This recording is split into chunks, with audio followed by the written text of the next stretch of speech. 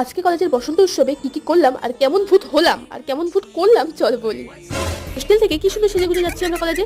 জানি এই সাজ বেশিক্ষণের নয়, কারণ কলেজে গেলেই কতগুলো যে লাফাঙ্গা আছে না আমাদের ক্লাসে, ওরা এসে আমাকে রং ঢেলে সাজগুলো নষ্ট করে দেবে। কতগুলো ফটো ওঠানোর জন্য এটুকু সাজ তো সাজতেই হতো। ফার্স্টে যাওয়ার পরে কতগুলো ফটো তুলতে না তুলতে আমাকে রং ঢেলে দিয়েছে। আমি জানতাম আমার সাথে এরকম হবে, তো আমার বান্ধবীরা একই করছিল, দুজনকে শুরু করাচ্ছিল। যাই হোক, তারপর আমরা গেলাম প্রোগ্রাম দেখতে। প্রোগ্রাম যে শুরু হয়েছিল আমরা দেখিনি, কারণ আমরা ফটো তুলতেই ব্যস্ত ছিলাম। তখন ফটোগ্রাফার আমাদের ফটো তুলছিল আর ভিডিও করছিল। বেও না বা কেন, আমাদের মতো খারাপ অবস্থা কি কারণ হয়েছে? তাও জানি এরকম ভূতালা অবস্থা দেখলে তাদের ভিডিও বা ফটো ভাইরাল হয়ে যাবে। আর আমাদের বন্ধুগুলো এত শয়তান, নর্মাল রঙের সাথে খৈনি রং মিশিয়ে নিয়ে এসেছিল যাতে না ওঠে রং।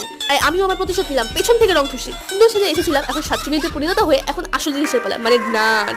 মানে এক একজনের অবস্থা দেখলে তো মানুষও হাসবে। তারপর আমরা সবাই মিলে অল্প নাচানাচি করলাম।